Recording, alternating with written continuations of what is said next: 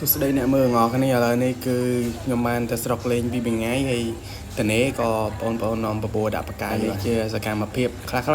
យើងទៅដាក់បកាយនៅបឹងដោយសារតែខែ11 12នេះអ្នកគ្នាទឹកស្រកអញ្ចឹងទៅដាក់បកាយគឺដឹងអាត្រីស៊ីមកយើងបានមកដល់បឹងហើយយើងក៏បានរៀបចំដាក់បកាយបានបដាដែរហើយពងដើរទៅវិញមើលខ្លះដែរអ្នកគ្នាគាត់ថាយើងដាក់បកាយនេះគឺអត់បានថតឲ្យអ្នកគ្នាមើលបានគ្រប់ជ្រុងជ្រោយគឺយើងមានកម្រងការភ្លាមគឺទៅភ្លាមដល់ជិះទូកទៅដោយសារអត់ហ៊ានថតនៅលើទូកខ្លាចទូរស័ព្ទធ្លាក់លើទឹកអ្នកគ្នាអញ្ចឹងទៅក៏យ៉ាថតឲ្យអ្នកគ្នាមើលហើយកន្លែងនេះគឺយើងដាក់បានត្រីមួយអ្នកគ្នាហើយក៏ដាក់ឲ្យដើរមើលមកវិញគឺបានត្រីយកតែម្ដងនេះមកស្មាត់របស់យើងនេះគឺបងប្អូនរបស់ខ្ញុំទេហើយក្មួយរបស់ខ្ញុំម្នាក់ដែរ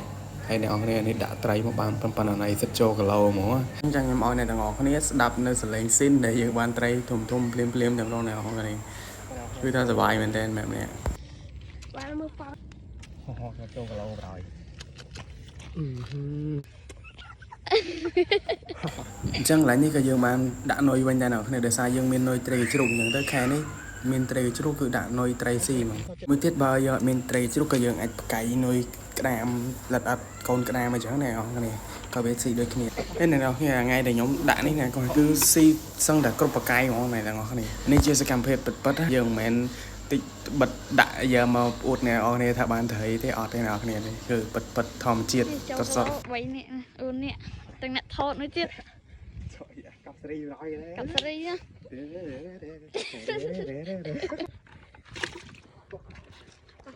ចូលកន្លោទៀតនេះនៅមុខទៀតនេះទៅអានេះហួបបាត់ធំរត់នេះរត់ចូលកន្លោនេះធំ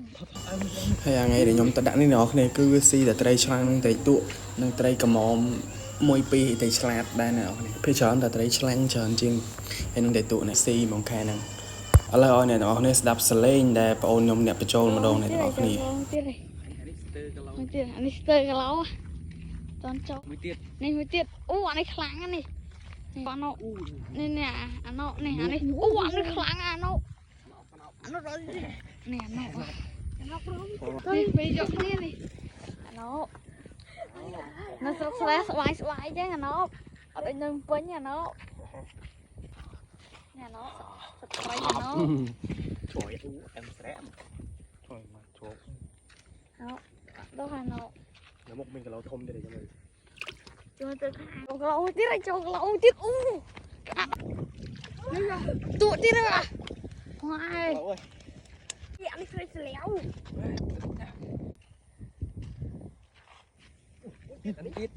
ម៉ានេះតុងស៊ីអូនេះមើលណាអានេះតុងណានេះតុពីឯងផ្លែតុពីចូលលោកអី4ហើយ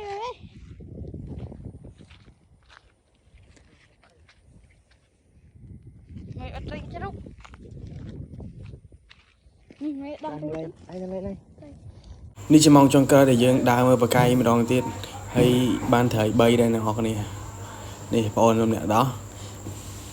នេះសិតមេនេះហើយកន្លែងនេះអ្នកនរគ្នាសារអាត្រីមួយនេះវាស៊ីធំហើយវាស៊ីទៅតាក់លើម៉ែឈើឥឡូវឲ្យបងអូនខ្ញុំម្នាក់ទៀតចុះដោះអ្នកនរគ្នាភាសាខ្ញុំអ្នកកាន់កាមេរ៉ាខ្ជិលចុះដោះ